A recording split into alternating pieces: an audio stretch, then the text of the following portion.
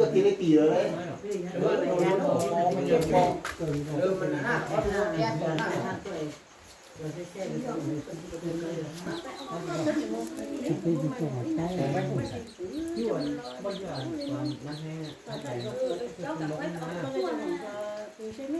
เที่ยวนั้นนะ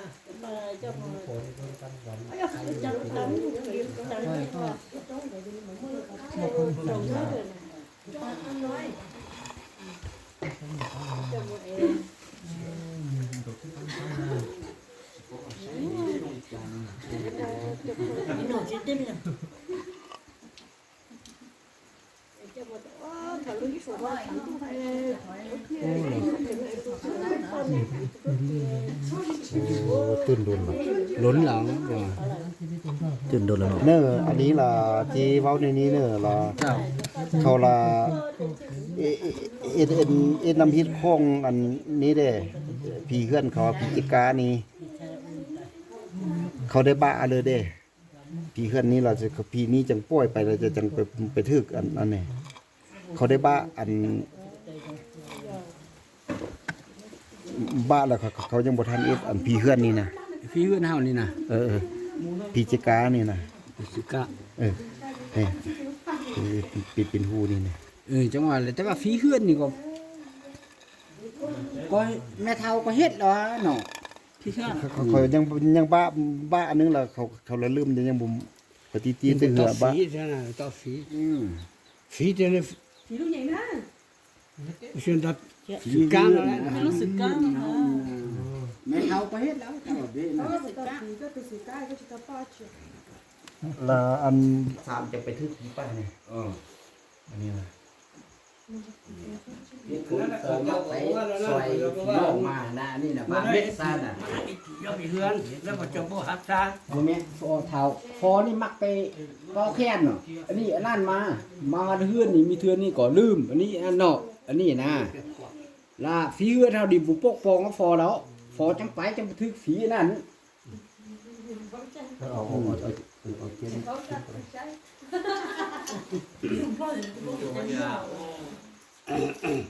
อ่ะตื่นเลยค่ะตื่นเลยตาตะวันเนี่ยได้ตื่นแล้วก็เป็นน้องให้เราไปถ่ายตรงนี้เลยอันนี้เคยมองแน่นอนบวกโหนกนี่เป็นอันนี้เลยจะบวกอันนี้น้ำอกอยู่นี้เราไปตื้นอันนี้เป็นเบื้องเป็นโหนกอยู่อันนี้มีนี่ถามสเวตตื้นอยู่เลยอยู่ฝุ่นอยู่ทางหายเฮาฝุ่นมีวงว่ามันเป็นหนองหางอันนี้เราจะเป็นอันที่จะ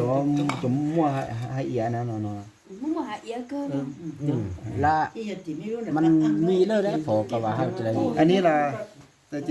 ะฮาลิโนเนาะจะไปตอนน้ายาเนี่ยได้พ่อฮูเก๋ได้อยู่แต่บ้าซื้อบ้ารถละแค้นละจังเก้บ่แค้นละยันเตจีบ้าบ่ได้ละขวัญนี้ตกรุนเหรอพอลีจังเฮ็ดอันนี้น่ะบ้าเอาไว้แล้วบ่อันนี้ล่ะเป็นต้นนี้เด้อต้นนี้ล่ะเป็นปิดดินเขาตัวนี้น่ะดินเขาคันนี้มานี้ล่ะเป็นดินเจ้าของอันนี้ล่ะน้ำเอาอยู่นี่เป็นหนองนี่ล่ะเป็นเบื้องยามฝนตกแล้วมันเป็นน้ำไหลยามแล้งล่ะมีไว้แต่บ่มีหลายปานเลยแม่นบ่แม่นบ่บ่น้ำเป็นบ่น้ำแม่จะเอาน้ำไปขายยาครับเดี๋ยวนั้นเราพ่อให้คุณพ่อน้ำไปน้ำอาพ่อไปตลอดแล้วทำเขาตื้นอยู่หั่นบ่เขาย้ายอยู่หั่นบ่นั่นล่ะบ่เป็นเลยตัวนั้นมาล่ะพี่เฮือนนี้อันตะกี้นี่เขาบ้าซื้อตัวสัตว์ตัวงัวบ่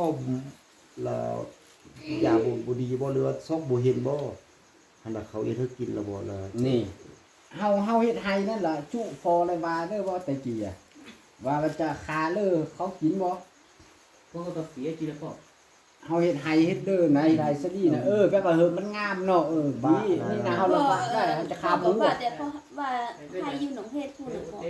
ไอ้น้องเนี่ยพี่เนี่ยหลอกแช่นักเก็ตควายแล้วเหรอเพิ่นมื้อนี้ก็บ่ละอันบะเซ่เลย ปลาตะไคร้ ตกไก่ เนาะ ตะไคร้เฮาก็ราคาพี่เลื่อนนี่กินแน่ พี่ต้องให้แก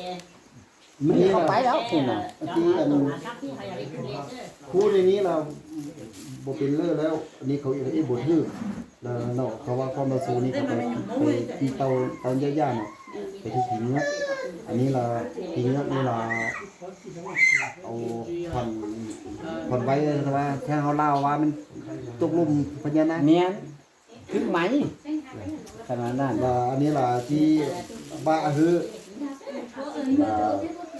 คือซื้อกินปลาหากินเขา3มื้อกะ3ง่ายมื้อค้ำมีเป็ดตัวนึงไก่ตัวนึงที่ไปเฮือมาจะกินจะถามมันกินเที่ยงเขาแค่เราได้เอาดินตัวนั้นมาเวลามาเกอยู่ ลิ้นที่ว่าไปเอาอยู่น้องนั่นเนาะ แค่จะไปเอาดินอยู่ไหนนั้นคือนี้จะได้ปีแล้วโดนแล้ว ยักว่าจัง บ่ ลุงชื่อแท้ บ่แต่ว่าสำคัญ ลุงชื่อว่าพอนี่อาการนี่เปลี่ยนไปนะชื่อแท้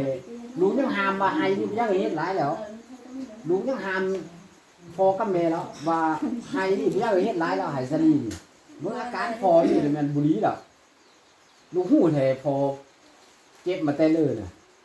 ลุงยังหามแต่เลยแล้วหามพอกับแม่ล่ะว่าซะนี่นี่บ่เฮ็ดหลายแล้วพอนี่เบิ่งอาการนี่บุรีแล้วแต่ว่าจุพอนี่ก็ฮักยังไปเฮ็ดหลาย พอจุหลานนี่ก็ไปเฮ็ดเลี้ยงจุพอหลายเนาะเราจะห้ามหลายก็ห้ามบ่ได้นะคันลูกหลานมีเงินหลายซะว่าลูกหลานตัดค่าแต่เบอร์เฮ็ดได้ค่าแต่ว่านี่คือแต่ว่าพอนี่เซาคนคลาเซาบ่ โดนเราได้เนี่ยโดนเราได้ สมบัติ เฮ็ดแต่เขายังไป สมบัติ จนว่าสบายเฮ็ดบ่ได้ล่ะ เดี๋ยวนั้นไหนบ่ เฮ็ดไรหลายๆเงินมากกว่าเห็นหลายอยู่เงินน่ะแต่บ่เห็นมากกว่าเห็นนี่แต่ละปีหลายเงินไปน้องเอาน้อยไปมากกว่าเห็นเงินพอนี่มันเป็นอย่างนั้นเลยทีนี้ลูกผู้เลิกเขาเอาผัวเป็นยังแต่หน้าบ้านหรอกหน้าบ้านคนยังอื่นยังน้องหลายคนเสื้อมันเอาลูกเอาผัวมันบอกผู้เล็กผู้น้อยซอยมันหลายผู้ลูกบอกเขามีลูกมีเมียหรอกผู้เลิกยักไหนยังมีเฮ็ดเอาต้อพ่อต้อแม่อะไรถ้าเราผู้เฮ็ดอะไรก็อยากกินเสื้อนั่นเลยหลานสบายไงเนาะพ่อแม่เขาเฒ่าแก่แล้ว ร้านพอห้ามเองก็ได้อันนี้ได้ที่นี่พอร้านเพิ่งพอนี่เปลี่ยนอาการเนาะเขาหูเลยพอเปลี่ยนอาการเฮ็ดผมมีแต่เราไปนั่นเขายังกินเราเนาะนี่นั่นแต่ว่าหลังจากว่ากินไม่ได้ซะดีเนาะ ขยะให้ใส่ เราบ่กินบัดนี้เนาะบอกเนี่ยครับไปน้องแอบไปนี่มาบัดนี้พอนี่คือเปลี่ยนตั้งเนี่ยอาการนี่จะหัวพอเลยอันนั้นแต่เขาจะไปให้น่ะร้านก็ต้องพอที่เมย์เนาะ ข้ามกับข้ามหมดได้น่ะ ทำอะไรก็จะมาแต่ว่าไม่ได้เลยเฮ็ดหลายเฮ็ดพอกับสองเท่าเขามีเงินเขาพี่น้องเอินบ่ มีแต่สองเขา เอินเดี๋ยวไปซื้อบัตรสองบัตรซื้อเขาเอาสำนักเอามีแท้ก็ขอดูเตาตื้นตื้นนี่ก็เฮ้อแล้วบอกก็นั่นแหละซื้อนั่นแหละแม่ร้านบอกเลยว่ามันพอลูกคนของหัวตาลจะมาเยอะที่หลาย เขามันดีเขามีอาการ บ่แม่นเลยอันมันก็พอมันแต่พอยังหูอยู่ หัวลูกนี่ได้กินได้ หูรู้หูก็พอแล้วอันนั้นก็หูอยู่สุดเนาะแล้วมันก็มีว่ารู้นี่อยู่ไปหาซื้อเอาไปขายจังเนาะซอยหูเล็กแล้วหน่อยไอ้ที่จูอายนี่เขาบ่มีเลยแต่บอกเขายังอยู่เรื่องนี้เนี่ยบ่ค่อยเอาให้น่ะนี่อยู่อยู่เตาพ่อ เขาเด็กมันยังมีพ่อมีแม่เลยเขายังพ่อแม่หมดได้เลย แม่ยังจุกหัวจุกเอาเลยสั่นน่ะหลายคนเลยสั่น พ่อบอกว่าเนี่ยนะเลยพ่อเป็นผู้ที่ลูกสองพ่ออย่าเลี้ยงเลย กูเลิกบอกคือเดียวมันยังจุกหัวจุกเอาหลายคนเนาะ มันไปยื่นมาพ่อแม่นะคะพ่อแม่เลี้ยงอย่างยาเลี้ยงเนี่ยเราได้เลี้ยงตายเลย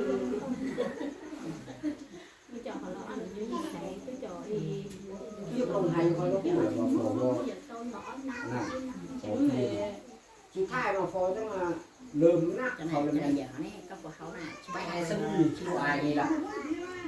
เริ่มนักเขาเลยไปให้สมุนชั่วอายนี่ประธานงานล่ะทำให้คนแบบมันนี่แบบฟอเนี่ยอะไรมันก็เอาไม่มากสองคนนะเราจะไปให้ทุก3 โมงก่อนฟอนี่ไปเหมือนนั้นเนาะไอ้ที่2 3ขอกันหลายต้องฟอยุ่งเลยมันจะอย่างนี้มันสนักกว่าตอนนั้นมันก็มีกูฟองไว้ผมก็เหนื่อยไปหรือฟอนี่เรื่องนี้โอ้ไว้แล้วพอจะไปพูดจะมุ่ง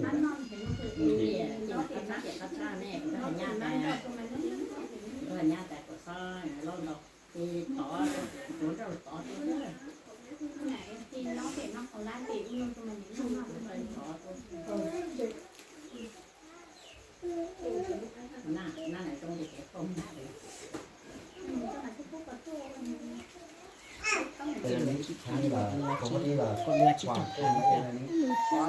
น้องแหดเราบ่แล้วเนี่ยให้น้องแหดเรานี่ ตั้งแต่นี่ล่ะเรื่องนี้ล่ะเอาน้ำมาตั้งแต่นี่ล่ะ ให้น้องแหดเรา ว่าเดี๋ยวอธิบายคือฟันเนี่ย พอให้น้องแหดน้ำหนึ่งโอ้มาแต่ถึงคุณมา นี่ล่ะนะนี่ล่ะเป็นผมผู้ไปเนาะเป็นผมผู้ไปล่ะนี่ล่ะเป็นโคตรมากตัวนี้นั่นอันยังนี่คันนี้มาล่ะนั่นอันเบิ่งนั่นน่ะให้เขาแล้ว ดินเราตู้ แล้วอันนี้ล่ะมาฮอดนี้ล่ะทั้งปีนี้ล่ะน้อยนึงทั้งเนื้อล่ะเยอะแม่นบ่ลูกสังเกตเบิ่งบนไปตื่นบ่ว่าตื่นที่เรื่องวันเลิกอะไรนั้น เอาคอยว่านี่ ให้หนูให้ชีบ่มีหนูเยอะเลย อันนี้น้องเยอะได้เนี่ย ให้หนูให้มีหนูเยอะเยอะน้ำตัวว่าตีมีหนูนั่นเลย แต่ว่า ตื่นน้องน้ำก็ไปที่ไปเป็นบ้าสุดนั้น ทางเตือมันแคบนี่มาแคบน่ะมันเยอะ nơi lấy tê đó sĩ chẳng chưa yêu lấy tê này แล้วดินเฮาบ่แม่นดินให้เฮาแถวนั้นน่ะ tế trong đảo thì ít sang mà nó có lệ ít sang thì ให้ยังไงนี่ thì mù ngọt thì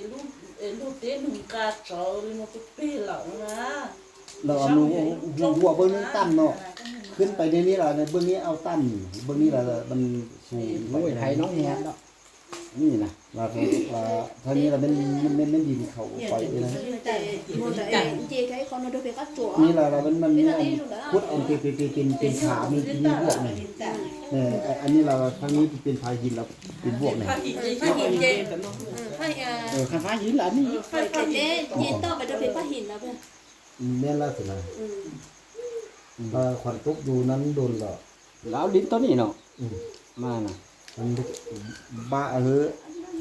ฟื้นกินปลาหากินเขาทับ3 มื้อเบื่อกาย3 ง่ายเบื่อค้ำ